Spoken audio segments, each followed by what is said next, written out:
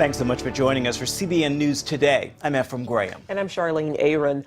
Workers pawing through the debris of that mudslide in Washington face a dirty, discouraging job. So far, 16 bodies have been recovered, and researchers say they found 8 more still trapped in the mud. More than 100 people are still unaccounted for. Meanwhile, crews are fighting continuous rain, which also brings the deadly threat of another landslide. Rescue workers sludged through wet conditions and debris in the search for survivors, using everything from heavy equipment and search dogs to their bare hands. The mud's so thick in some areas, geologists say it's like adding hundreds of pounds on each leg. They're literally getting stuck, sometimes all the way up to their waist, which means then they need help getting out of that area. Adding to the misery, a flood warning is in effect, bringing fears of another landslide. We had a very challenging day today with the rain, and that just further complicated things. The National Guard and more than 200 search crews continue to comb the area where the landslide consumed an entire community. But officials caution it's extremely unlikely anyone will be found alive. We did recover 2 additional fatalities today. That brings our fatality rate to 16. We've located another 8 fatalities. However, we have not recovered those at this time. They're trying to ping for cell phones for the purposes of essentially locating individuals in the debris. The mudslide hit Saturday morning, destroying some 35 homes in its path. 45-year-old Chris Jeffords was home with her 4-month-old granddaughter when the wall of mud came crashing in. Her husband, a volunteer firefighter, away with his daughter at the time. And I started to get text messages from people who had tried to call her, and she wasn't responding, and then it starts to sink in. Authorities say victims may also include non-residents passing through in their cars on nearby State Highway 530. Meanwhile, members of this close-knit community held a vigil in honor of those lost, while praying for miracles that more survivors can be found. And there is evidence the mudslide could have been prevented. A 1999 report warned that the area had the potential for a large catastrophic failure. I want to turn now to the Supreme Court case that could have a dramatic effect on religious liberty in the U.S. Tuesday, the Christian company Hobby Lobby asked the court to release it from an Obamacare mandate forcing companies to pay for contraception for its employees. The family says its religious beliefs forbid them from paying for contraceptives that could end life. Our Paul Strand reports. The sides are radically divided by this case.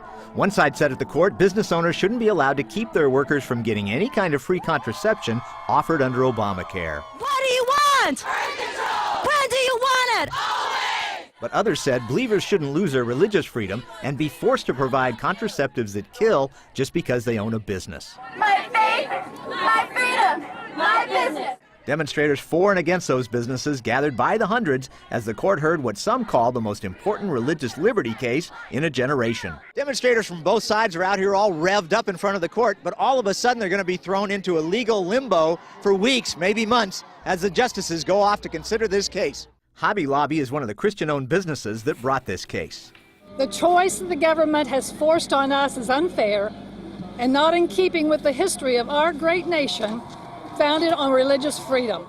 Their lead lawyer said under Obamacare, this is their stark choice. For a company like Hobby Lobby is the option to either pay a $475 million per year fine or to pay a $26 million per year fine or comply with the government's mandate. But the head of Planned Parenthood said the business owner's beliefs shouldn't trump what Obamacare demands women be given for free. What's at stake in this issue, in this case, is whether millions of women and their right to preventive care, including birth control, is trumped by a handful of CEOs who have their own personal opinions about birth control. Access to contraceptive care can make a world of difference. It can help improve the health of our nation, and Lord knows we need to see that happen. But Father Frank Pavone warned the pro-life movement needs to fear this case if the government wins. What these business owners are objecting to is the destruction of human life by some of these drugs that the government is saying are preventive services that should be provided in all these health insurance plans. It's about the destruction of life. So as soon as the government says, whether to a business or to a religious group, that you have to allow this, you have to cooperate in this, then that has implications for the entire movement. Pro-life leader Eric Scheidler saw a pro-choicer holding a sign outside the court that horrified him for its implications. It was a picture of a Hobby Lobby store saying, "This is not a church." The message was, religion only belongs in church. That's really what is going on here. There is a movement in our country to force religion within the four walls of the church and not allow any kind of public expression of our faith. That's really what's at stake here. Paul Strand, CBN News, the Supreme Court. And the Supreme Court appears divided on the issue of Christian business owners being forced to violate their faith and pay for contraceptives that could cause abortions. The official ruling in the Hobby Lobby and Conestoga Wood Specialties case does not come until a few weeks. It's still a few weeks away. But at Tuesday's hearing, Justice Kagan asked what to stop another company from objecting to minimum wage laws or family leave. Meanwhile, Justice Kennedy focused on employers' rights and being forced in principle to pay for abortions. Court observers say Justice Kennedy could be the deciding vote. He expressed concerns about the rights of female employees and the rights of business owners. Yet another change to the health care law. The administration is extending the enrollment deadline for those who started the process before the deadline but can't complete it in time. No word on how long the extension will last. The White House needs to meet its goal of 6 million enrollees in the healthcare exchange markets by March 31st. So far, a little more than 5 million are enrolled. A recent survey shows the healthcare.gov website is slower than most, taking nearly 9 seconds to load a page. A leading private health insurance website takes about 5 seconds. New clues in the search for that missing Malaysia airliner. Satellite images show more than 100 objects in the Indian Ocean near the area where the search is taking place. Earlier this week, Malaysia's Prime Minister announced the plane went down in that area of the Indian Ocean, killing 239 passengers and crew. Loved ones of those on board are still demanding proof of that claim. 6 different countries continue to search an area covering more than 600,000 square miles. That is roughly the size of Alaska. The Prime Minister of Australia said it is the most inaccessible spot imaginable. Ukraine's defense minister resigned Tuesday as thousands of soldiers withdrew from the Crimean Peninsula, leaving Russian forces in total control.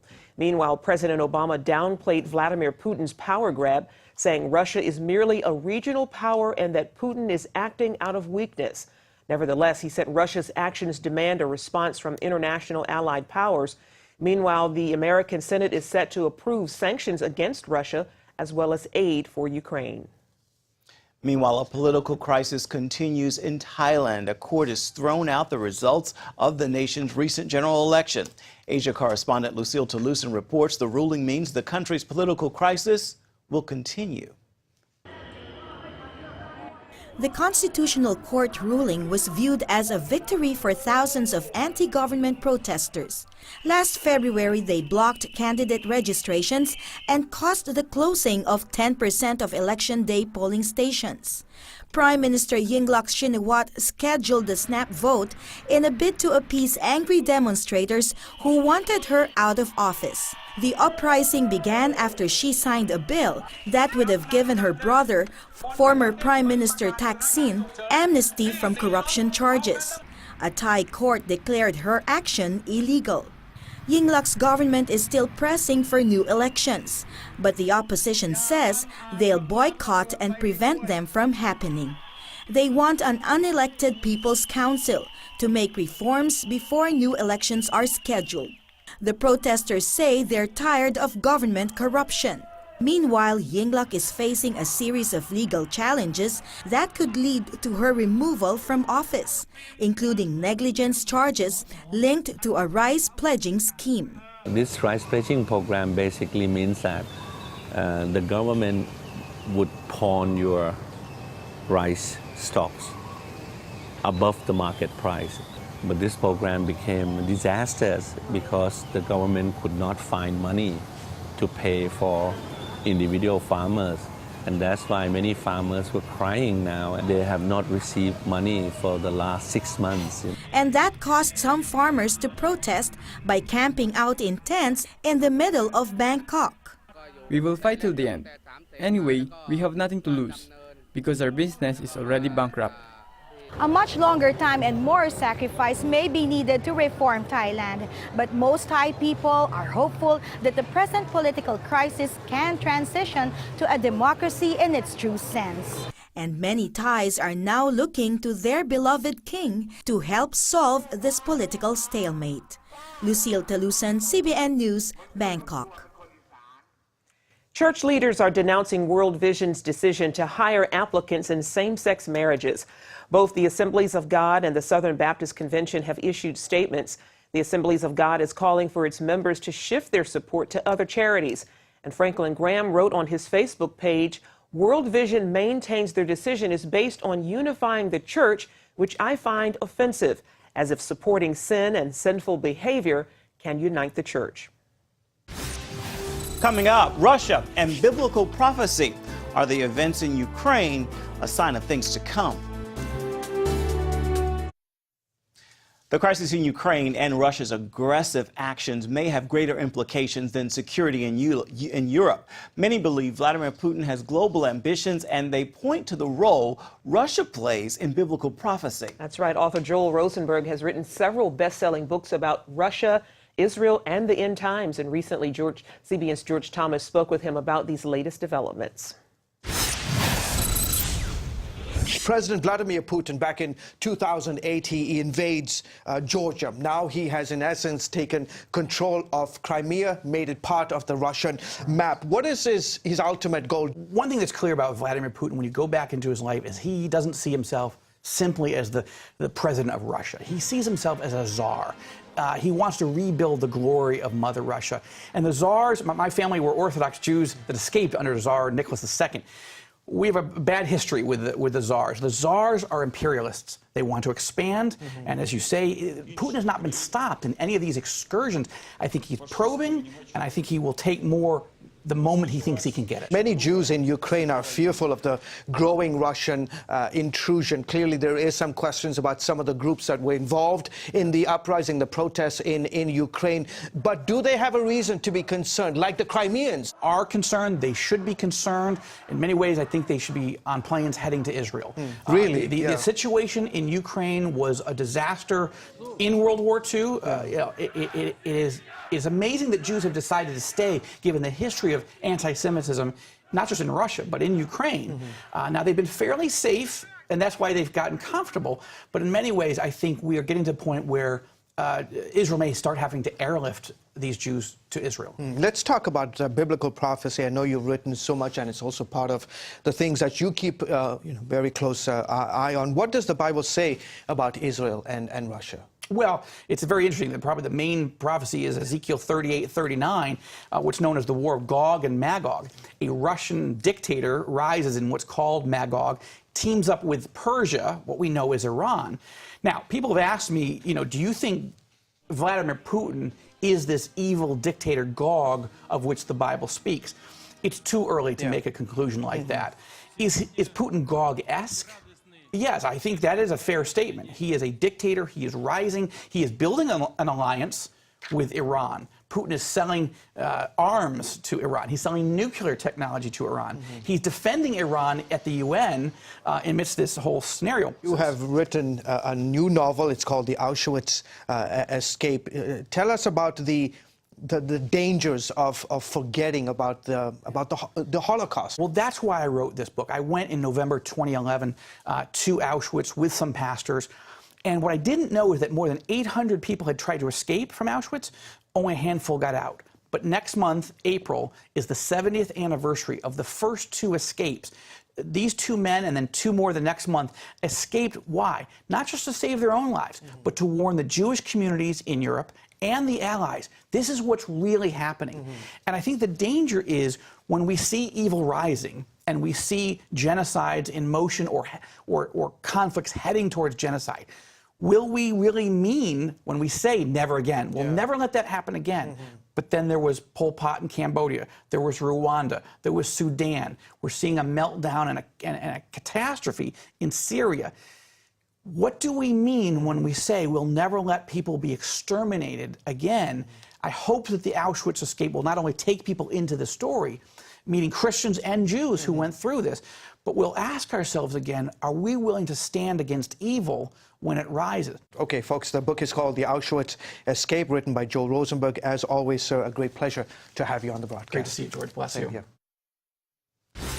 Up next, Christians in the Middle East are persecuted and driven out, but these believers are opening their arms to help Muslims and Christians in need.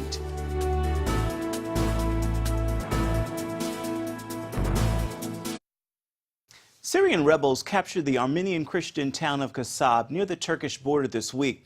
Among the rebel groups that took the Kasab are fighters from the al-Qaeda-affiliated Nusra Front. The ancient Christian town has a population of about 1,700 people. Online video shows the rebels walking through the city's deserted streets, shouting praises to Allah. The rebels reportedly promised not to harm any Christians or their churches. Well, the numbers in Syria's civil war are staggering. More than 100,000 people killed and more than 2 million fleeing for their lives. Christians are among the top casualties, but one CBN partner is doing its part to help some of the victims. Our Gary Lane brings us the story from Iraq and Lebanon. Another Syrian government barrel bomb explodes on rebel positions.